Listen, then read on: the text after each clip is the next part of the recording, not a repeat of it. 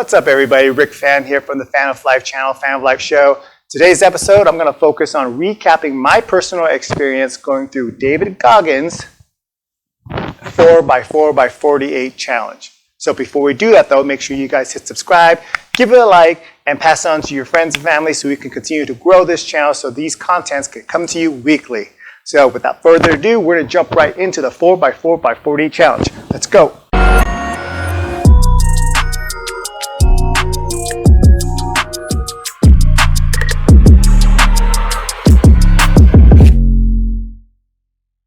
So to recap the premise, the challenge consists of running 4 miles every 4 hours within 48-hour time frame.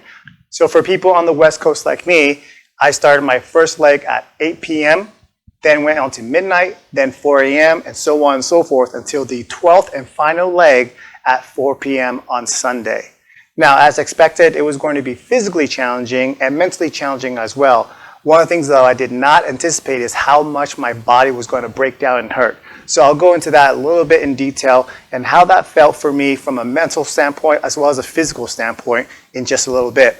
But I want to make sure I acknowledge the fact that we were also able to do something very positive for the community. Along with this being a personal challenge to me, I extended an opportunity for you guys to support by contributing to a GoFund page that I created for 3 Square. 3 Square is one of our largest food banks here in Las Vegas. And through your donation and with your support and with your help, we were able to raise $1,500, equivalent to 4,600 meals for the food bank. So from the bottom of my heart to you, I want to say thank you sincerely, and I'm humbled by your support. So back to the challenge. This was designed to really push you not only physically, mentally, but in my estimation, a gut check for how strong you are in your will.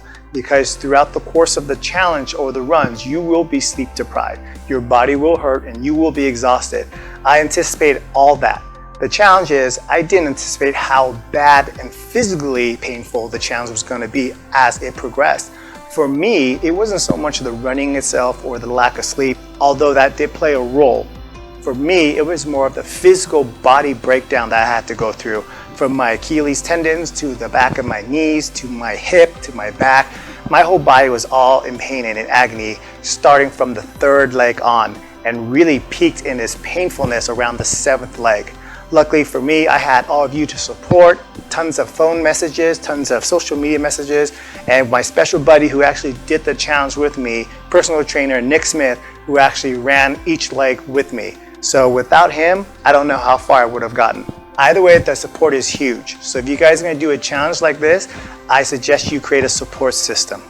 Now, in terms of planning, what you want to do is you want to make sure you have your food, recuperation, water, Gatorade, bananas, all the supplements you guys need to make sure that you refuel between the runs. For me, I understood that I had roughly about 3-hour gap of recuperation and rest and possibly sleep between each leg. So if I kept my run or my 4-mile run within an hour or less time frame, I would be on schedule. So throughout the course of the whole challenge, I consumed a total of 2 whole roast chickens, 2.5 gallons of water, 4 quarts of Gatorade, 10 oatmeals, and a bunch of granola bars and bananas as well too. So there is a lot of consumption that's going to have to go into your recuperation. In addition to that, I have a hypervolt machine that I massage the lactic acid out of my leg as much as I could in between sessions. So make sure you plan and give yourself a station and quality time to recuperate between each leg. The reality of sleeping, however, is going to be very little to non-existent because you have to, number one, cool down and calm down before your body allows you to rest. But then as important, you have to wake up early enough, typically 20, 25, even 30 minutes before your next leg so that you can warm up properly to run. And like I said, for me, the peak of the pain and the breakdown was around leg 6 and 7, so basically the halfway mark. And for the rest of the challenge, I really was running in pure physical pain. But again, that's the whole point of the challenge, is to have you do yourself a gut check to see what you're really made of and what you're really about. And for me, I had to really go into a dark place. Meaning that I went to a spot where I reflected on a lot of times that I gave up on myself, where I gave myself permission to quit, stop early, or not see something through. And I believe in life we've all had those experiences. And it's good to forgive yourself But I think if forgiving yourself becomes too easy, then that becomes your scapegoat.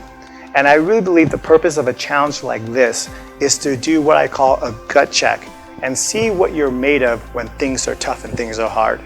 Because I think a lot of times in society right now, we live in delusion. And I'm speaking mostly to the guys out there because we live on ego.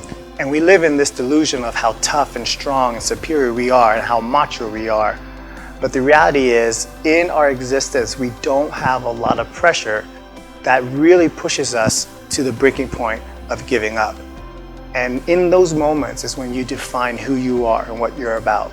And without the conditioning of being mentally tough or having strong will, a lot of times, like I said, we forgive ourselves of giving up too easily. So the conversations I have in my head were deep conversation and honest conversations of who I am and what I'm about.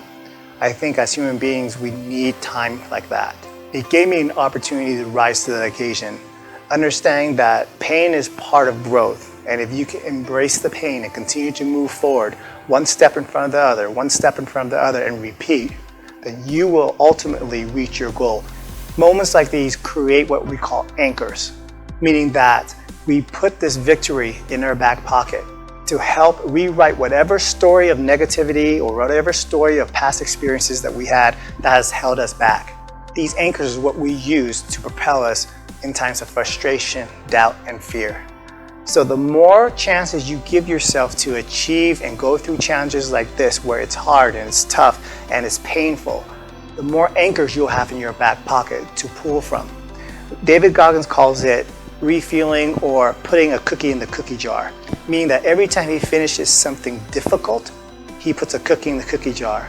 And when life challenges him and things become a little bit overwhelming, he reflects back and puts his hand and takes out a cookie and goes, you know what? I've been through this before. And that's what I want to get out of this for you guys. So as for me, something like this is more valuable than I can try to express right now through words. All I can say is I'm definitely going to participate in something like this annually, if not twice a year. Because again, it's a great gut check to see where you're at in life, how strong you are mentally, how strong your will is, and how far you're willing to go to see a commitment through. And those guys are the keys to success in any endeavor. So yes, this challenge was physically hard, was physically tough, but the toughest thing throughout the whole process is the discussions and the talks that I had with myself during the times when I was alone, during the darkest times, during the most painful times. And the conversations that you control with yourself would dictate and determine the outcome of your life and the level of success that you'll achieve. My hope and my wish for you is to come up and participate in something like this so that you can answer those questions for yourself. And I wish you much success in any endeavor you do. So again, to recap, the 4x4x48 challenge was brutal, it was painful, and halfway through I wanted to quit multiple times. But at the end of it all, just like anything else in life, when you embrace the toughness, the challenge, and the pain, on the other side of that is glory. And I'm not using hyperbole or exaggeration. The euphoric feeling I felt when I finished lasted for about 3-4 days. And that's why it took me so long to really gather my thoughts. And I think I'm still doing a horrible job of really explaining it to you guys, but I'm trying my best. Is that on the opposite side of pain, fear, and all the things that hold us back, truly is glory. And whatever that is for you, I wish you chase it. Until next time, love each other, and I'll talk to you guys soon.